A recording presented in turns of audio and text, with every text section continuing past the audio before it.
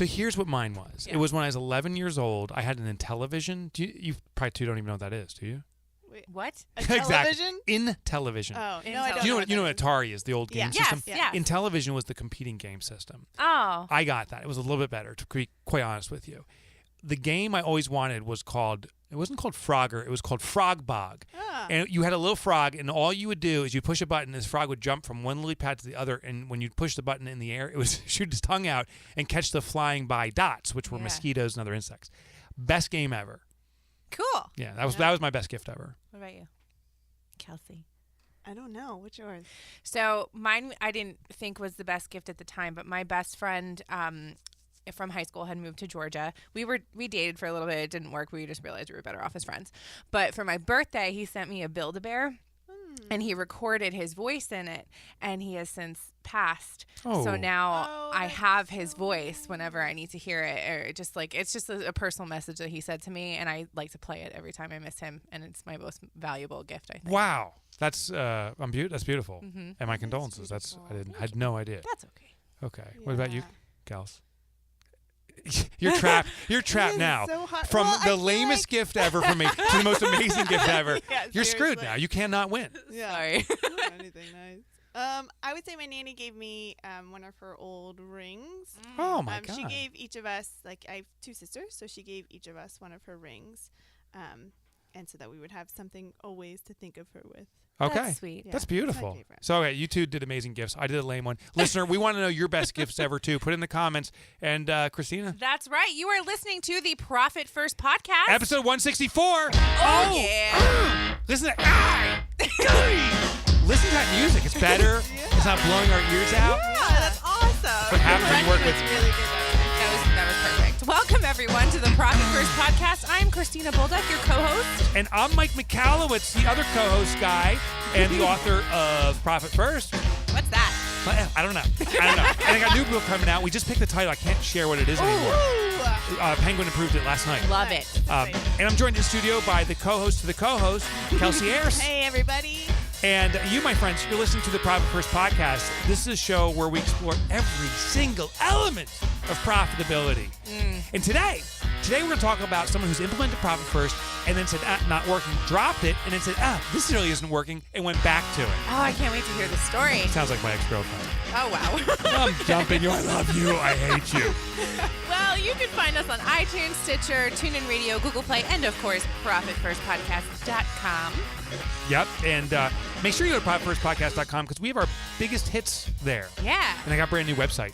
Cool. Ooh. Do you remember this? Do you remember this sound? Fat Daddy Fatback? Yes. Did you hear that? Did you hear that, Kels? Yeah. Fat Daddy Fatback? So that was Good old Ruby Tan. That was Ruby Tan. I came up with a rapper name. I don't know if you all know that. Of course. So Christina's a professional opera singer. You own your own business. You own a jewelry manufacturing business. I'm like, what do I do? And I'm like, I'm a rapper. Yeah, what Inside, I'm a rapper. So I came up with my rapper name, probably the most confrontational, most intense rapper name you've ever heard. Fat Daddy Fatback. That's my name. And it's intimidating. It's for sure. intimidating. It is. It is. It's because I'm Fat Daddy Fatback. I'm a big fan. I'm a big fan of Fatback, Uh-huh. which is bacon. Okay. Of course. You knew that. Did you not know that? I was thinking of back fat. like muffin top. That's called muffin top. No. Oh, you're funny. No, Fatback is bacon. Bacon. Okay. Bacon. I'm a big bacon fan. So Fat Daddy Fatback. Everyone called me that ever since I've been growing up. So there's a website out Fat Daddy there Fatback? now called Fat Daddy Everybody Fatback. called you that. Everyone Ruby now. Tan. Ruby Everyone. Tan. She started Daddy it. Fat She Back? started the trend. Ruby Tan. Fat Daddy Fatback? Yeah, that's me. So my rapper name's Fat Daddy Fatback, and I said I'm going to come out with my website. So now, if you go to Fat Daddy Fatback, the two of you have to do this later. Go to fatdaddyfatback.com. It's out there. It's a big old My picture. rapper of But site. Mike. your raps on there too? Yeah, and the best part, Ooh. my 10 greatest hits are on there. Uh-huh. You can click them all. Are you eating bacon? No, but better. Remember the sites from like the early 90s, right when websites were coming out, they'd have that one graphic of someone like a flame, Yeah. but they have it 10 times over, so the flame all moves at the same time. I have the exact same thing, but not with awesome. flames, That's with awesome. dancers. It is. Wait, are you the dancer in everyone? Of you course you he have is. to go to the website and find out. It is The little so mini mics funny. dancing around. And I'm wearing my bling. I got my tats on. Oh, You got to go to Fat Daddy. cool. Wait, what are so, your tats? It's on my knuckles. It says Fat Dad. That's my Fat Dad? Do you only have 3 fingers on the one No, hand? but you can't put Fat Daddy. It would be like 3 fingers on one side, and the other one would have to go to my 6th finger. Oh, because you have that.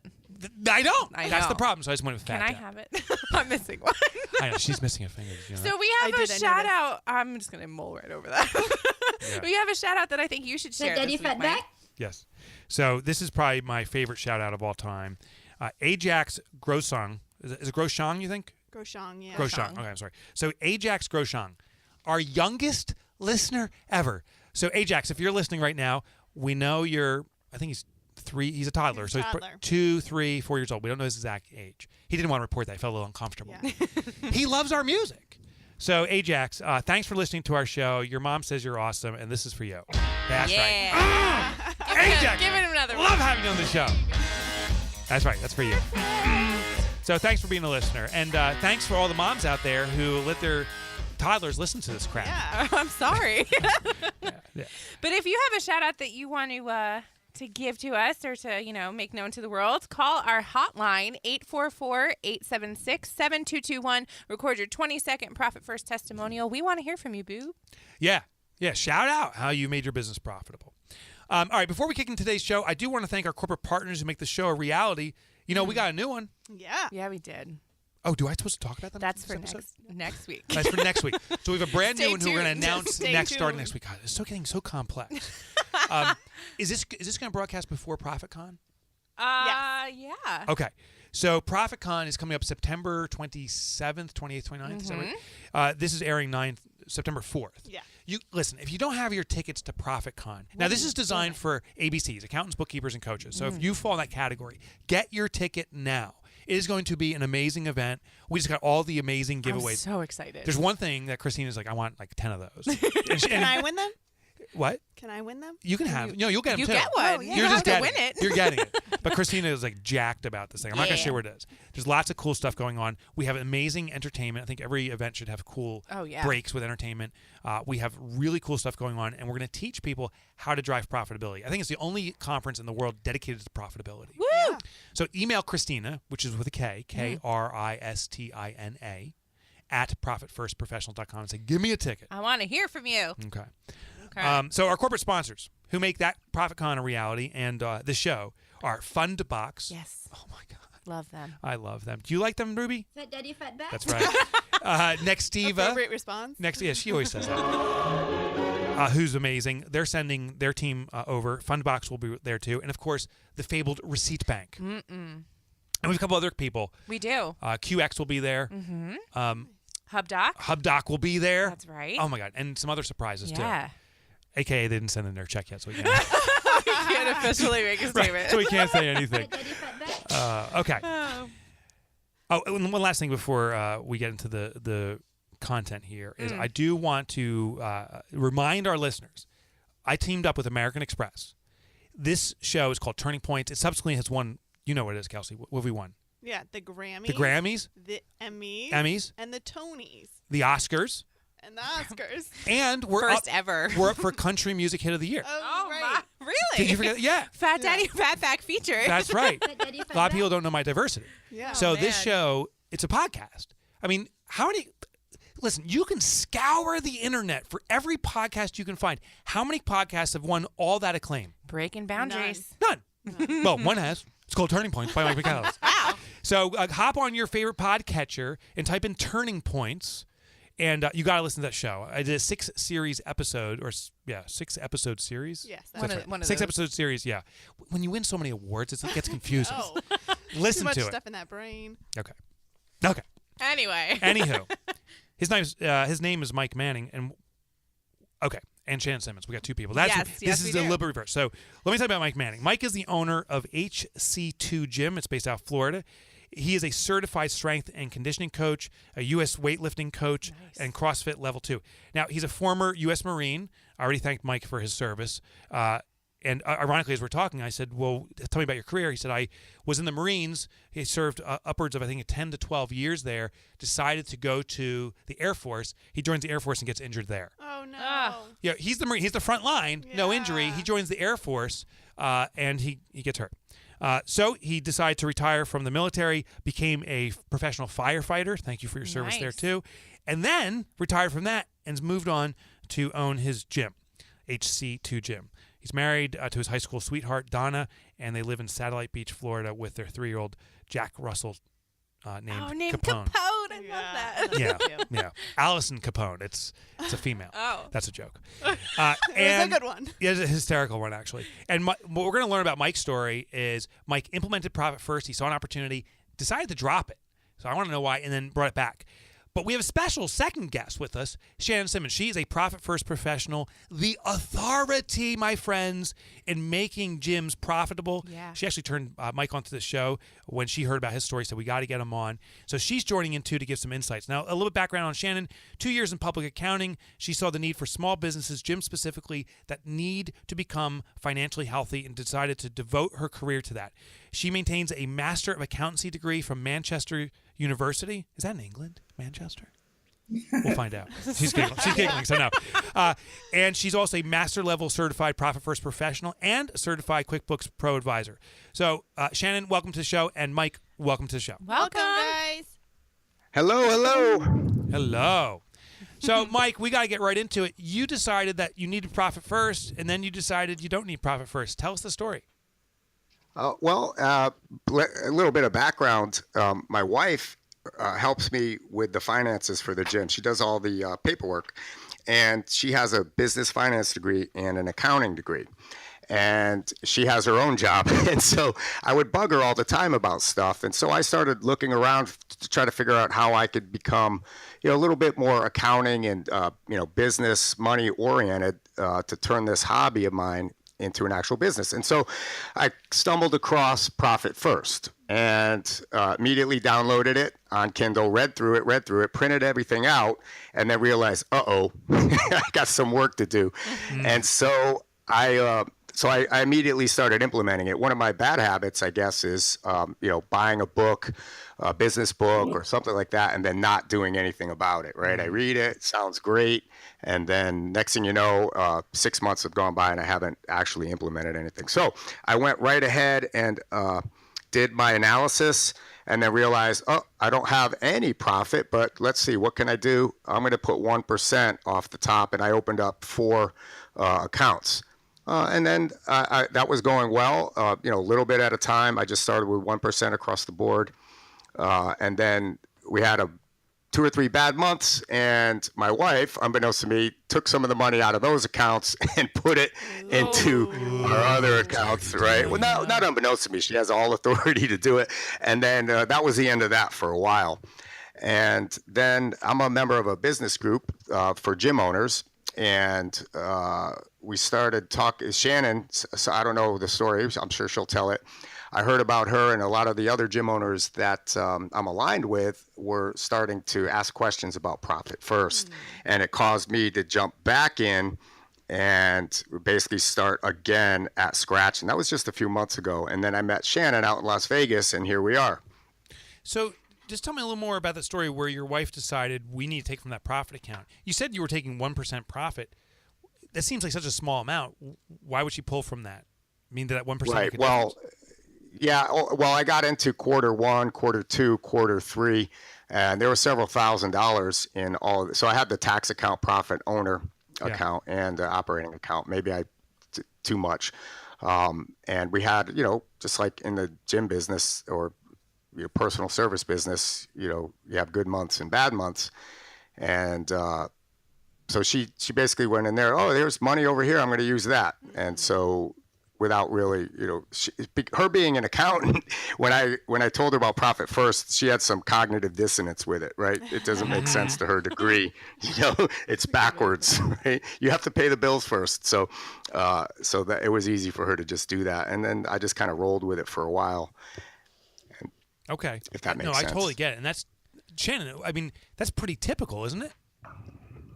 Yeah, actually, it's really typical. There's a lot of, like Mike said, the gyms especially do have slower months. The summer is a prime time for that. And so, yes, we see a lot of slow months and people somewhat wanting to walk away from Profit First. You're not alone there, Mike, for sure.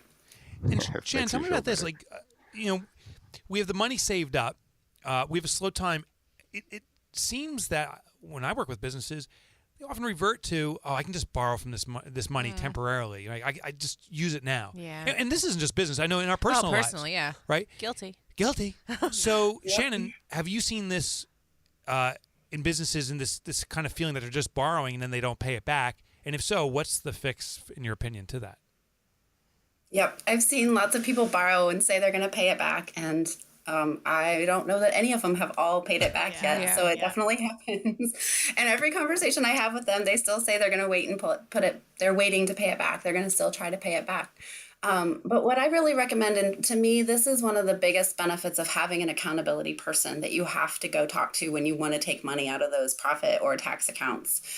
Just somebody that you have to account to and say, this is why I need to do it. And somebody that can hopefully try to talk you out of that, or at least talk some sense into you maybe about why you're going to do that and why you set those accounts up in the first place, that they are for profit and tax. And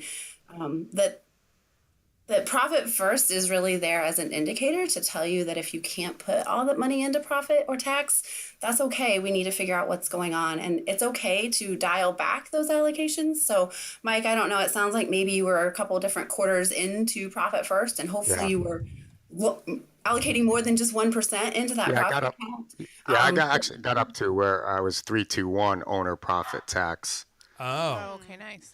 Okay, so you were increasing the profit contribution. Yes. But, Mike, what I've seen, and I want to know what your feeling is that when we have to take money back out of the profit account, at least feel compelled, that a lot of people say, well, profit first doesn't work. The system's broken. It's not us, it's the system. What was your wife and your feeling when you had to take that money out? Was it that profit first is a failed system? No, quite the opposite. I guess what a lot of people, and one of my first questions was, well, profit first sounds great, but what if you don't have any profit? So, and then as you read into it and look into it, you say, well, the only way to get profit is to make profit, and so it makes perfect sense to me. So when we did withdraw the money, it was not because the system didn't work; it was because whether maybe expending too much on the other end or not earning enough on the other end, or whatever other things that contribute to your bottom line in business weren't happening. And so not because of the system at all, just because of a shortage of money, if that makes sense. Oh no, I get it. That's a great response, because I feel that a lot of people respond saying, well, profit first is not for me. Maybe other businesses can do it, but my business is unique and I can't. But I'm hearing the opposite. You said, well, something's wrong with the business. So you brought profit first back. If it didn't work the first go around, why would you bring profit first back? Well, because it really have to. The other way isn't working. So, going month to month, paying all your bills and then seeing what's left over, and then realizing, looking through my expenses, I have a lot of fluffy things in there. $9.99 a month here, $150 a month here, $400 over here.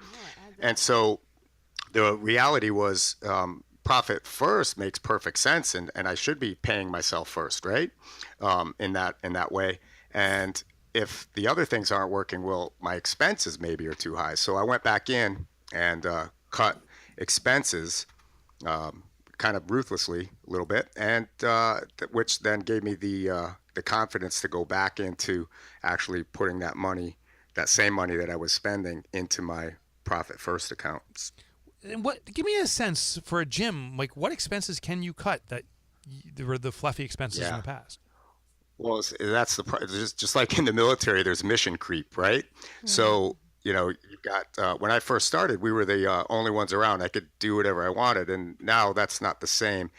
And so when you're talking about technology, the industry is selling so much stuff to us right now, it's almost irresistible. Software to track your clients' workouts, heart rate monitors in the gym, point of sale systems, electronic sign up stuff, just all kinds of stuff, coaching, workouts and stuff programming that you could buy online, business groups that you can join. So at the end of the day, every day I'm getting bombarded by things to buy. that'll help my business, and sometimes you get sucked into them. I wasn't even using Hootsuite for the longest time. I was paying $19 a month for Hootsuite and not even using it. So if you guys know what Hootsuite is, it manages your social media.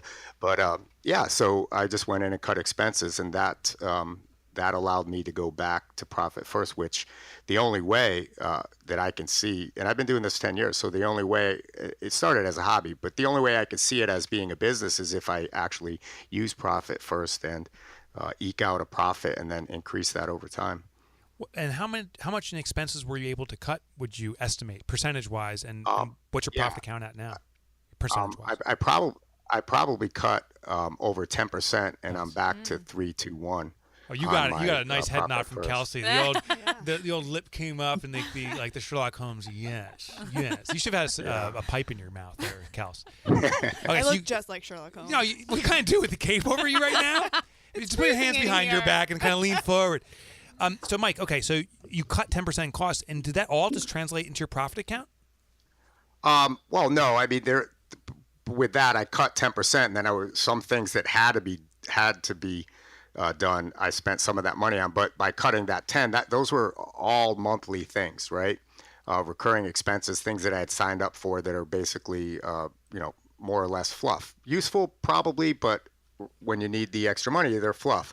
So it didn't all go right into the profit first account. I went back to 1-1-1 across the board, and then increased to 3-2-1 in quarter 2. Nice. So but then again, I'm back a little bit of creep on the expense side, right? So okay, I actually have my P&L in front of me. I'm going and my transaction reports, and I'm going back and I still pay for that? I'm getting rid of this. Okay, have you become more cognizant of it? Do you feel this go around you're actually going to start cutting those costs again, or do you think you might dip back into that profit account? That's a great insight, because if I could put the number one value on profit first for like a small business owner whether you implement it or not, whether you're successful with it or not, that's up to you. But what it definitely will do is make you become more cognizant of where your money's going, what you're spending your money on, as opposed to just looking at your balance. You're looking to see what's going out and what's coming in. And it made me, like I said, my wife was the accountant. She took all the money, and my whole business finance approach was, hey, honey, how much money do we have? Right. Yeah. So it got me into the game, and it's much more clear to me now exactly, what you need to do. So if anything, it made me a better accounting type, finance type business owner. So nice. So, hey, Shannon, I mean, you work with countless gyms, CrossFit centers. What are the common expenses that you see? Mike was just saying, like, you can get all the software, the training software, the heart monitors. Are there expenses that you see gyms typically expending but not benefiting from? Perhaps the obvious ones that maybe should be reconsidered as an expense and cut? Yeah, I think Mike hit the nail on the head with those. It really is a lot of just subscriptions that seem really good in the moment that they're purchased, and they are beneficial, but they're not being used. They're not gaining the most efficiency from those subscriptions.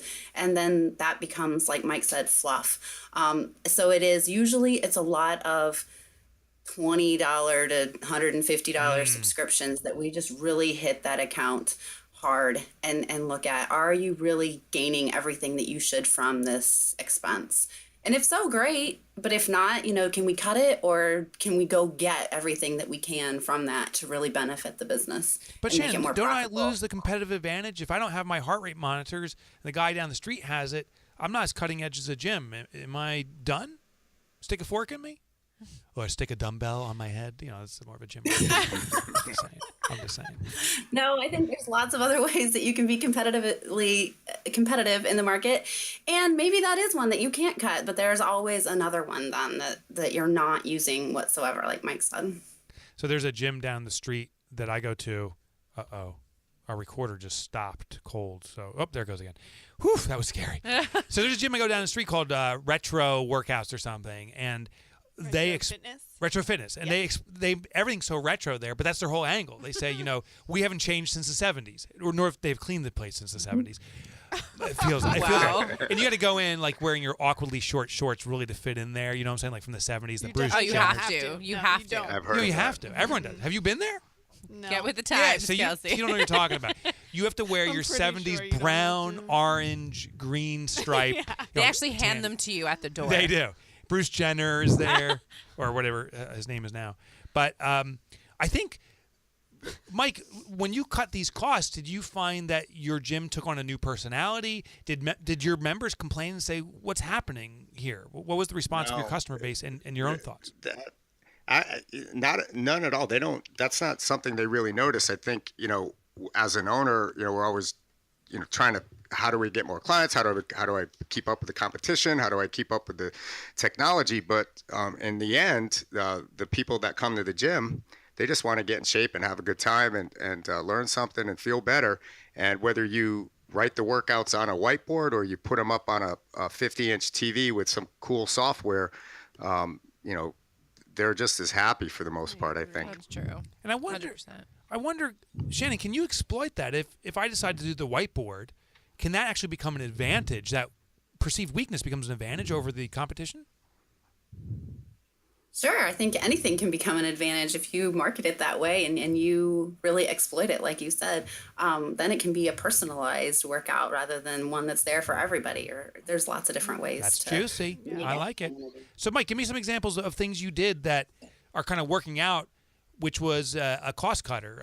The whiteboard's a great example. Do you have any other examples of where you cut costs and it's actually working in your favor?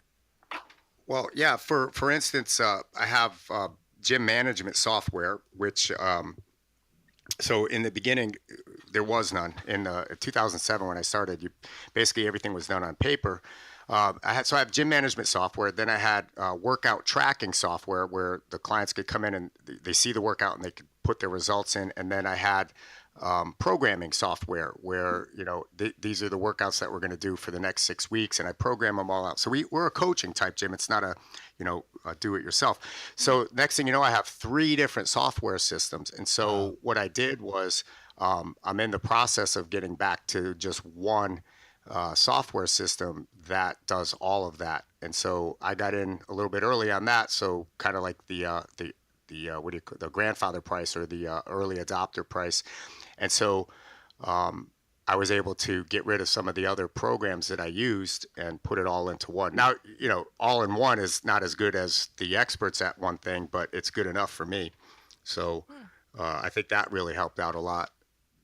Tell me about the percentages. How did you select those percentages for those different accounts?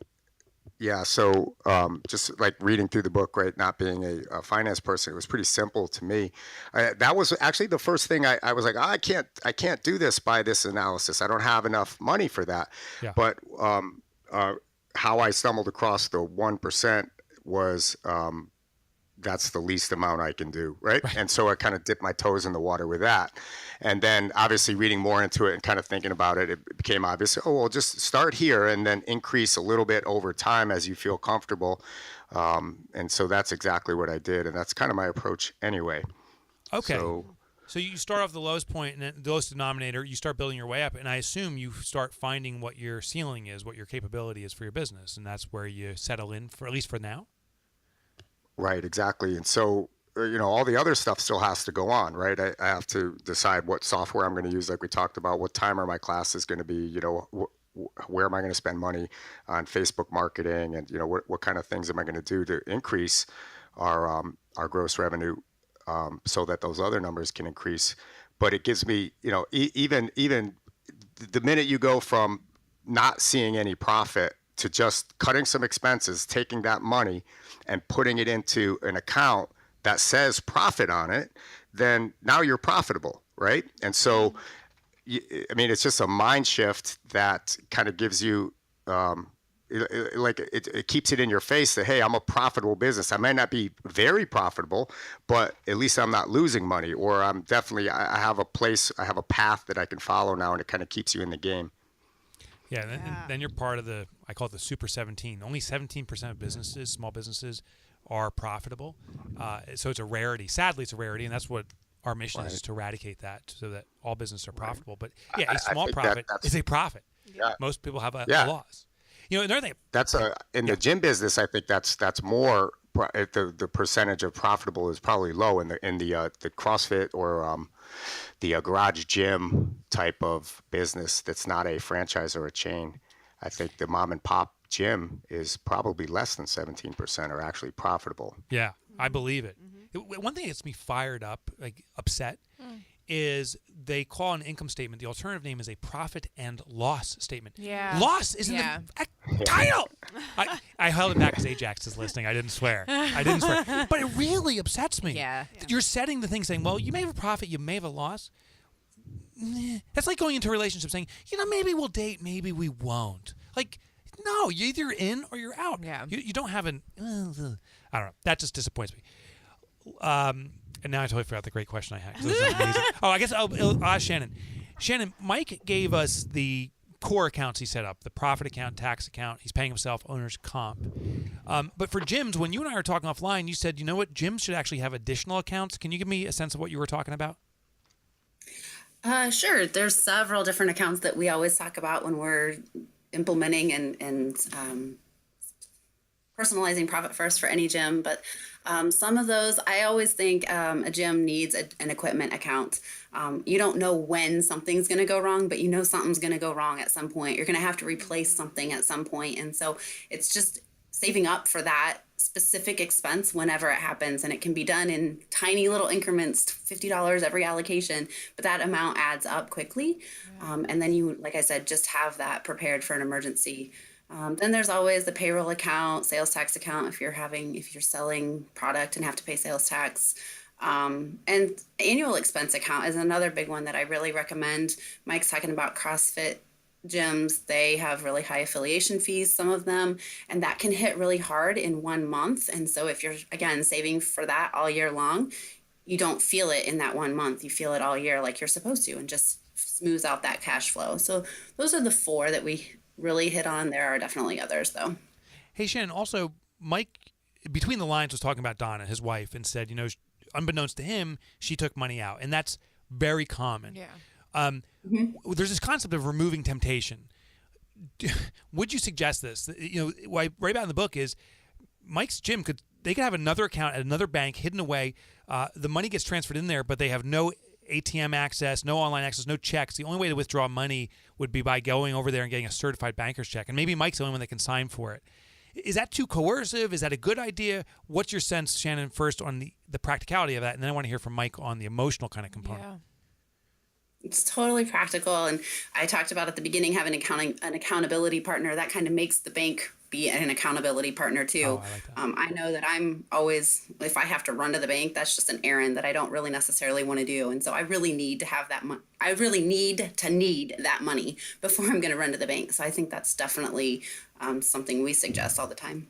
Mike, how would that fly with Donna if you say, hey, I'm going to transfer this money elsewhere. You're not going to know where it is. That doesn't sound like a good move with my wife. What do you think about it? Well, I mean, if there's other money available, that wouldn't be a problem. The minute there was any kind of financial stress, it would be like, hey, you're looking through the couch cushions, right? Yeah. So, yes, but we had it set up to, there was no ATM card or anything, but it's 2017. All it takes is an online check-in, close the account, and that's what she did. She basically, in order to get the money out, she had to close the account, and so there we are. And so let me ask you one step further. Once the account was closed, I assume you got the pass in the moment, but it wasn't a miraculous fix. There may have been another challenging financial time where the money wasn't there. Of course, and there were, absolutely. So and that's what solidified my resolve to go back to it and stick with it, even if, like you said, even if it's like Shannon mentioned, even if it's $50, right, or 1%. You could scale those back, but I think the necessity to actually have that and keep it there, and then and not rate it when things go wrong, because they're going to go wrong and you're going to have bad months and good months. But I think if you modulate it to where it's very doable at first, and that's why I went with the 1%. I think I could do that because, I spend money on things. I could cut expenses to always meet that 1%. So, Mike, I wish you were in our studio right now because the Hawaiian Lumberjack, he's one of our guides here. Have you heard that nickname by any chance, Mike? I have. Okay. You have. You're famous, right? Get closer to the microphone. What can I say? Yeah. So he's in here, and I'll tell you, I guess it's in the theme of the retro throwback of the 70s. You look like right out of the 70s. Unshaven, these glasses that are the size of your head, a Fundera t-shirt, Messy mopped up hair. hair. Yeah. I need a haircut. Yeah, you decided to He peek should go in. to Did you Retro wanna- Gym. What was that, Mike? He should go to Retro Fitness. Yeah. Yeah, with his awkwardly short shorts. What'd you pop in for? You have something to share? Yes, I do actually. Is it regarding this, or is it something you want to share at the end? What is it? Well, it's something. It's my Hawaiian lumberjack fact. Okay, so we're gonna hop to that Yeah. then right at the end. Finish my okay, Sure, but if you have a question for Mike too, I want you to ask. Okay. Okay. will do. So, Mike, before we wrap things up, what's the future look like for your gym? I mean, with Profit First, can you grow it, or is this going to restrict your growth? What do you see the future looking like, and how are you going to play it out? Did I stump you? Are we still there? We may have lost Mike. Oh no. Let me. I have a question too. There can only be so many mics in a room at one time. Yeah. I know, right? Can you hear me? Okay. I'm here. Oh, okay. Can you hear me? All right, Mike, you're Hi. back. Did you hear my question? Yeah. Yes, I did. So the future for me, and I think other gym owners too, is that in growing a crowded space, you're gonna have to find your niche and be really good at that, and not try to be everything for everybody. And from there, using Profit First and paying attention to where the money's going and having a plan, then you could actually execute that plan instead of chasing the newest fad. So for me, the future looks like narrow down my focus, my niche, do a little bit better job at marketing, and then stay focused on what the outcome should be, and always have the money in there, at least a little bit, so that I don't, when an emergency happens, I'm prepared for it. So that's the idea for me. Yeah. Yeah. So, Mike, before you said at the very beginning of the podcast that you had a bad habit of reading these books and thinking it's a great idea, but not following through in the concept. Have you realized now that you've gone through all of this and have started implementing a solid system that your habits have changed in that direction as well? Yeah, I recognize a lot of fluff a lot quicker, but when I scroll through my my Kindle account, I'm full. So, and I know I can't do all of that, but yeah, the things that just resonate with me that make perfect sense and are simple, right? The KISS rule, which Profit First is, that's why it drew me back, among other actual books and stuff. But having the actual wherewithal to implement it and just take the first step and do something. I mean, you could read books all day long. Someday you're going to have to go out and do something about it. So opening an account and putting money in there, that ultimately was the first step, and that's very sustainable, especially in my case, if you just do it a little bit at a time, and you just make your mind up that this has to, just like brushing your teeth, this has to get done every day. Awesome. Yes, love it. We got to start wrapping things up. So, Mike, first I want to give you the opportunity, the floor. For the folks listening in that they need to go to a gym, there's a beautiful one in Florida I heard of. It's yours. How do people learn more about HC2? Well, they can find us at hc2gym.com, also on Facebook. I put up articles sometimes about nutrition and fitness and things like that, and healthy meals that you can eat on our website. And if you're ever in Florida, we're on the East Coast, just south of Cocoa Beach, due east of Orlando, in Melbourne, Florida. So it's a nice vacation spot. If you're up north in the wintertime, come on down. Nice. You know what's so confusing about this entire episode is What? Melbourne, I think, is in Australia. It's in Yeah. Florida. Shannon went to Manchester is in Manchester, London. and she's like, no, not even close. So, Mike, thanks for coming on the show. It's been a joy. And Shannon, before we let you go, tell us where people can learn more about you and how you help gyms out. Yeah, so I'm the owner of NetBooks Accounting Services, and the website is netbooksaccounting.com. Okay, so we'll have both in the show notes. Mike and Shannon, thanks so much for joining us today. Thank you, guys. Thank you guys. That was Thank you, awesome. guys. Thank you. Mike. Oh, and by the way, All right, I got thank you. I don't know if anyone here has gone to Mike's gym. I snuck in one day, and Mike does some of the personal coaching with gyms. So I actually recorded him. Mike, I don't know if you knew this. When I walked in, you were talking to one of your customers, and they were saying, I'm thinking about becoming a member, and here's your response. Do it! Just do it! And the member's like, I'm not sure, though. Should I do it today? Do it! Just do it! And they're like, but how much does the membership cost? What's the fee? Do it! Just do it!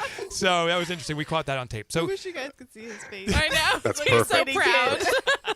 I'm so proud of that He's audio. so proud. All right, you two. Thanks again for joining us. Thank you, guys. Bye-bye. They're both like, See, okay, Mike is like, thanks. what the hell did I sign up for? He's like probably suing Shannon right now. Like, that was ridiculous. All right, man. so what we're going to do in just a minute is we're going to summarize what we learned. We have a walk-in tip from the Hawaiian lumberjack himself. Yes. And we have I guess that's basically Chewy? Yeah, basically that's it. But first, I do want to thank our corporate partners to make the show a reality. Of course. Who are they, Christina? Fundbox. Oh, my God. Let me put on the appropriate music for Fundbox. There we go. So Fundbox is a cash flow accelerator. You know, gyms can use this. Anyone Yeah. can do it. If a client, you've appropriately invoiced them, but they're not paying you on time, cash flow accelerators like Fundbox, quite frankly, is the only choice, will release the funds to you for that invoice on the spot, 100%, so you can have that money today when you need it. What about Receipt Bank? Do I bore you? No. Do I of course bore not. you? Well, Receipt Bank won't bore you. So Receipt Bank. Music's awesome. Receipt Bank is quite frankly, it's probably the ultimate productivity tool. You know, all those receipts you've piled up that you have in your shoebox, it Yes. scans it in. It syncs up with QBO or Xero or any accounting software you have and submits it in there. So you don't need a bookkeeper to do it. You can just do it on your own in seconds. I use it regularly. Nextiva. Oh my God! Whoops! The music didn't play loud. There it is. So Nextiva voice over IP phone system. We just bought another one of their phones for Billy. Okay. Oh, I can say billion. I can say billion Oh, wait. because this is in September. The beginning of September, but that's okay. Oh, Yeah, but didn't she still- start? She starts next week. Yes, Yeah. we're fine. That was close. So can I announce it on the air? You almost let the cat Yeah. out of Go the ahead. yeah, we're the going cat- to announce yeah. it at ProfCon too, but We will. Oh. I won't say anything. It's okay. Now there's total confusion here in the studio. I messed up. So I will not say anything. So- We did buy a phone for Billy. mayhem. For Billy Bob. for Billy Bob. Yeah. So from Nextiva. Nextiva's a voice over IP phone system. It's probably the best out there. No, it's not probably the best. It is the best out there. Get your Nextiva phone system by going to nextiva.com. Nice. All right, Mike, you got the floor. When the Hawaiian lumberjack walks in, people listen. Get on top of that microphone though, Okay. and tell us what your tip is. Can you hear me okay? Yeah. Because this Of is a course. good tip.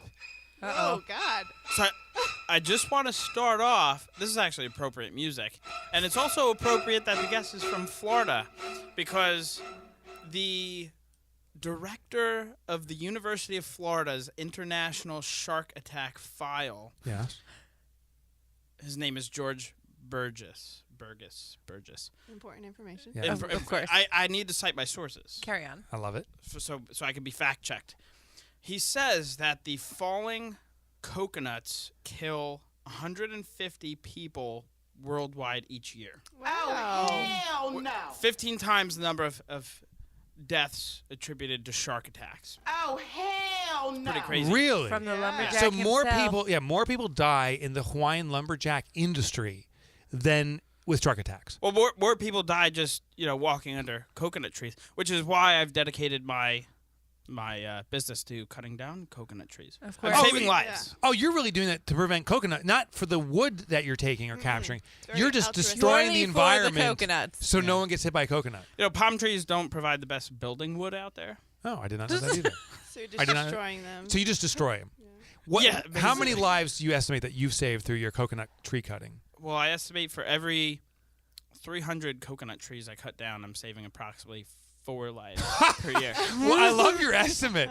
Okay, so you must be doing it in very populated areas where there's millions of people. You might want to work Under- on that yeah. statistic.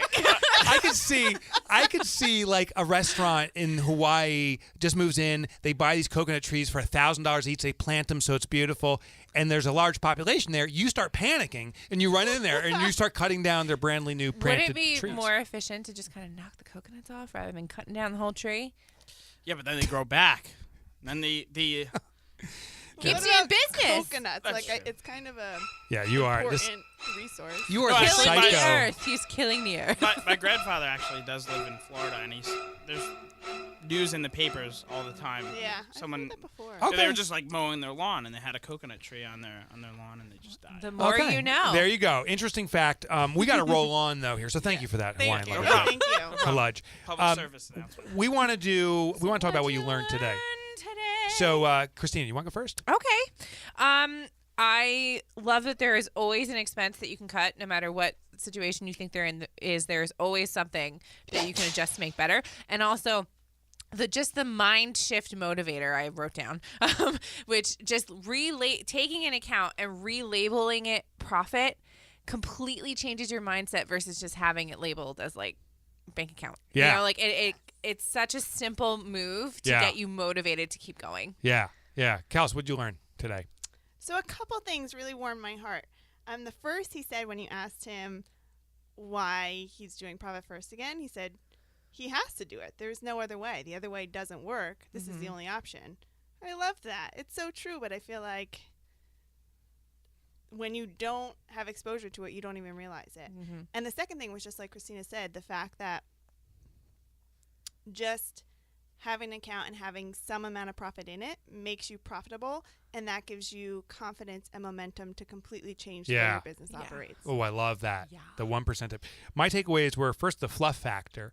He says he cut 10% of costs, and from what I heard, not a single customer misses it, nor does he. Yeah. And I think we all kind of have that creep. He calls that scope creep, right, from the military, mission creep. So that was fascinating. And now it sounds like he's catching himself the second go around. It's starting to happen again, but now he's like, oh, I'm wise to it, because he feels the pressure right away because money's gone to profit.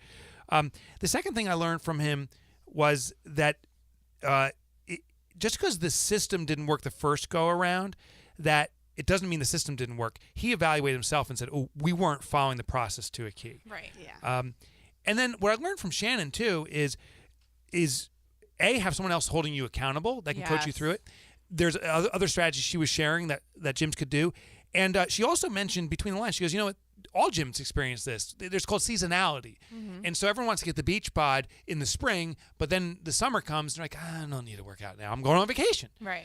So she goes, there's this natural dip. And I wonder if he could reserve money in another account, like a drip or a retainer, to prepare for the inevitable. Right. That was great stuff today. I love how you said, ooh. That's right. That was loud. I love how you said the number one value of Profit First, if nothing else, or I should say not upon, what the hell am I trying to say? I have no idea. Among everything else, it makes you become more cognizant of where you're putting your money, of where you're spending it. Yes. That's the number one value that he took away, which I think is fantastic. Yeah, I agree. I love it. All right, we got to start wrapping things up here, Christina. Wrap it up. So where can people learn about us, hear about us, Christina? Come on. Go to ProfitFirstProfessionals.com. But first, check out iTunes, Stitcher, Good TuneIn recovery. Radio, Google Play, anywhere else you listen to podcasts. And leave us a comment. I love reading all our little comments that we get. Yeah, please rate and review, share, and something rhymes with share. Flare. Declare, care. Share, if you care, you share. If you share, you care. Sharing is caring. Okay. There's one more thing you got to do. Go to Profit First Professionals, as Christina was alluding to. Yes. So it's ProfitFirstProfessionals.com. Why do I want you to go there? Well, because you can find a Shannon Simmons. Maybe you're in the gym industry. Shannon Simmons does it. John Briggs, another expert in the gym industry. But what if you're a knitter in the knitting industry, knitting supply? We have an expert in that. What if you own a dentistry? We have an expert in that. What if you own a bicycle shop? We have an expert in that. Like, all these different categories, people that know your industry and how to drive profitability. You just got to take the first step, which is Step one. Go to Profit First Professionals. Step one. No, step two. Oh my God! For God's sake, Ruby, let's stop the music. Fat Daddy, fat back. Yeah, I know. I hear you, Ruby. needed Okay, a recharge. let's try one more time. Step one. Go to Profit Go First to Professionals. ProfitFirstProfessionals.com. Yep. Then Step two. Step two. There you go. Click on Find a Profit First Professional. Step three. Yep. Fill out the form. It's real simple. Step four. We'll hook you up. So that's it. So thanks for walking me through that, Kels. Yeah, Step no 1 problem. through 4. It's so simple. It'll probably take you less than 20 seconds. Well, probably take you less than 20 minutes. Less than 20 minutes. Like 3 minutes. 3 minutes. 3 minutes. 3 minutes. Fill it out. We'll hook you up with a Profit First Professional who drives profitability in the industry like yours, in a business like yours. And then you're off to the races. Oh, talking about off to the races. Next week we got something juicy coming. Oh, yeah. Dan Kushel will be here. Juicy. You know what we'll be talking about? What? How to create an easy, lucrative, and fun business. Love it. And he actually has 2 acronyms. He calls it the ELF, easy, lucrative, and fun, and the HALF, versus half is hard, annoying, lame, and frustrating. Half elf. So build an ELF, not a half. Yeah. You'll learn all about that next week, guys. You just got to be here. See you later. Bye. Bye.